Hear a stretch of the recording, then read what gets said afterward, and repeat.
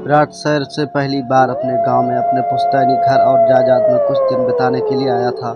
जब विराट को गांव की पुरानी हवेली के बारे में पता चला तो उसने राजू को उसके राज के बारे में पूछा। विराट के जिद करने पर राजू उसे हवेली के पास लेके गया और उसकी कहानी बताई। राजकुमारी वैशाली आमोद और विनोद के भाव से आज महल में निकल कर नगर का भ्रमण करने निकली थी। भ्रमण करते करते वो नगर के बाहर साधु की कुटिया तक जा पहुंची। वहां एक बरगद के पेड़ के नीचे युवा ऋषि ध्यानमग्न बैठे थे। राजकुमारी और उसकी सहेलियों को एक मजाक सूझा और वो मिलकर उस संदिग्ध पुरुष के साथ अश्लील हरकतें करने लगी, जिससे उनकी साधना भंग हो गई। साधु को बहुत तेज क्रोध आया और उन्होंने अपने पास रखे कमंडल से पवित्र जल लिया और मंत्र पढ़कर राजकुमारी को श्राप दे दिया।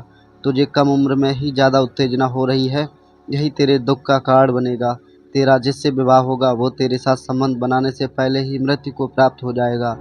राजकुमारी वैशाली ने जैसे ही सिद्ध पुरुष के मुंह से साफ सुना, वो उस सिद्ध पुरुष के चरणों में गिर गई और साफ वापस लेने की भीख मांगने लगी। विनती करने लगी, हे सिद्ध पुरुष, मैं नहीं जानती आप कौन हो। मुझसे बहुत बड़ी भूल हो गई, नादान समझकर मुझ पर दया करो। ये साफ वापस ले लो। बहुत देर तक रोने और विनती करते रहने से साधु को उस पर दया तो आ गई। साधु ने कहा, हे कन्या, अब मैं साप वापस नहीं ले सकता, क्योंकि मैंने सभी देवों को साक्षी मानकर साप दिया है। बस इतना ही हो सकता है कि अगर कोई पुरुष तुम्हारी कामोत्तेजना को संतुष्ट कर देगा तो तुम साप मुक्त हो जाओगी। तब तक तुम्हें इस शापित रहना ही पड़ेगा। फिर राजकुमारी अपने महल में आ गई और कुछ वर्षों बाद उसकी एक राजकुमारी से शादी कर दी गई। लेकिन राजकुमारी को साफ होने की वजह से उसका पति उसके साथ संबंध बनाने से पहले ही अकाल मौत का शिकार हो गया। फिर विराट ने राजू से पूछा, तो क्या वो यक्षिणी अभी भी उस शख्स के इंतजार में है जो उसे तृप्त करके उस भयानक सांप से मुक्ति दिला सके? राजू ने लंबी सांस लेते हुए कहा, हाँ, सुना तो ऐसा ही है। गांव का तो कोई भी इंसान इस हवेली के अंदर जाने की जरूरत नहीं करता। विराट ने फिर से उत्सुकता से पूछा, राजू भाई, किसी भी गांव वाले या किसी बाहर के बंदे ने उसे यक्षिणी को संतुष्ट करने की कोशिश भी नहीं की क्या?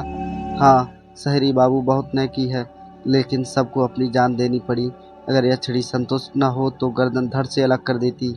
राजू की बात सुन विराट की रूह कांप गई और वो दोनों वहां से चले गए। विराट रात को अकेला अपने रूम में सोने चला गया तो उसे एक सपना आया। एक बहुत ही सुंदर राजकुमारी उसे गले लगाकर प्यार कर रही है और विराट भी उसे प्यार करने लगा। विराट कुछ भी उसके बारे में जान पाता कि उसकी आँख खुल गई। विराट को उस मनमोहक रूप वाली राजकुमारी से प्यार हो गया और वो उसे पाना चाहता था। विराट को पूरी रात नींद नहीं आई, लेकिन विराट ने अपने इस स्वप्न के बारे में किसी को नहीं बताया। लेकिन विराट मन ही मन उदास था। भले ही उसे वो राजकुमारी सपने में मिली थी, लेकिन उसकी सुंदरता और हुस्न का जादू विराट के दिल और दिमाग दोनों पर छा गया था। विराट उदास होकर सोचने लगा था कि ये एक सपना था, अब वो राजकुमारी अब नहीं मिल पाएगी। खाना खाकर विराट आज फिर से उस राजकुमारी वाले सपने की प्रतीक्षा में वही सब सोचते हुए सो गया, मानो ऊपर वाले ने उसकी मुराद सुन ली हो। राजकुमारी आज फिर से उसके सपने में वही सुंदर और मोहनी स्वरूप में आई और उसके साथ प्रेम संबंध बनाने लगी। जब विराट ने उसका नाम और पता पूछा तो उसने अपना नाम वैशाली बताया। वैशाली नाम सुनते ही विराट की नींद खुल गई, उसके रोंगटे खड़े हो गए। वो उठा और उसने सामने कमरे की लाइट जलाई और फिर टेबल पर रखा पानी पिया। वो अपने कमरे की बालकनी में आकर खड़ा हो गया और सपने के बारे में सोचने लगा। सोचते हुए बहुत डर लगा उसे, क्योंकि वैशाली तो वो ही राजकुमारी है ना, जो हवेली में छड़ी बनकर रह रही है। वो इतनी सुंदर और आकर्षण है, इतनी कामुक है, जो राजकुमारी मेरे सपने भर में आकर मुझे इतना सुख प्रदान कर सकती है तो वास्तव में कितना सुख देगी। विराट का प्यार भयभीत कर देने वाली कहानियों से कहीं ज्यादा था। विराट अभी भी मजबूर था, वो कुछ नहीं कर सकता था। काफी देर खड़े रहने के बाद विराट फिर से अपने बिस्तर पर आ जाता है और सो जाता है। जैसे ही आंख लगती है उसे फिर से राजकुमारी वैशाली आकर प्यार करने लगती है। धीरे धीरे राजकुमारी वैशाली विराट के मन में छाने लगी थी। अब विराट उसके बिना एक पल भी नहीं रह सकता था।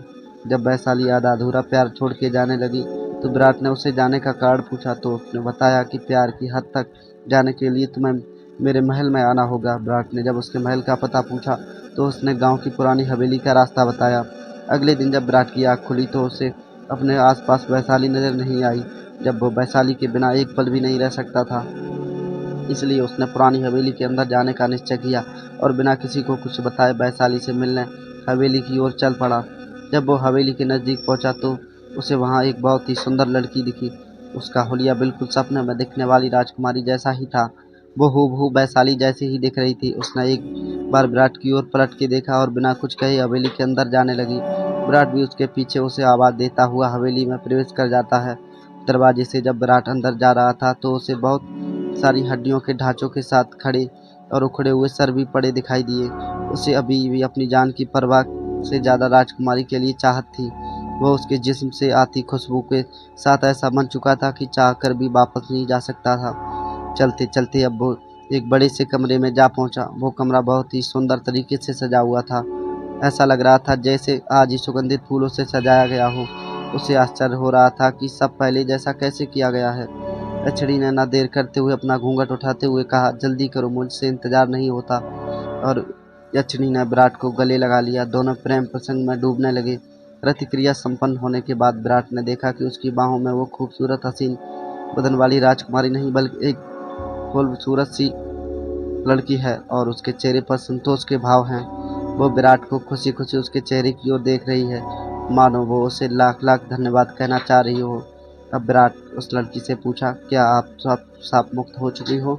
हाँ, मैं सिर हिलाते हुए वैशाली ने विराट को गले से लगाकर कहा, धन्यवाद विराट, तुमने मुझे 500 वर्षों से मिले साप से मुक्ति दिला दी है। और फिर विराट ने कहा, क्या तुम अब मुझसे शादी करोगी? विराट के चेहरे पर विजयी मुस्कान थी। दोस्तों, आज की कहानी यहीं पर समाप्त होती है। कहानी पसंद आई हो तो लाइक शेयर सब्सक्राइब करना ना भूलें और हमें कमेंट में ज़रूर बताएं कि यह कहानी आपको कैसी लगी। मिलते हैं नई कहानी के साथ। जय श्री राम दोस्तों।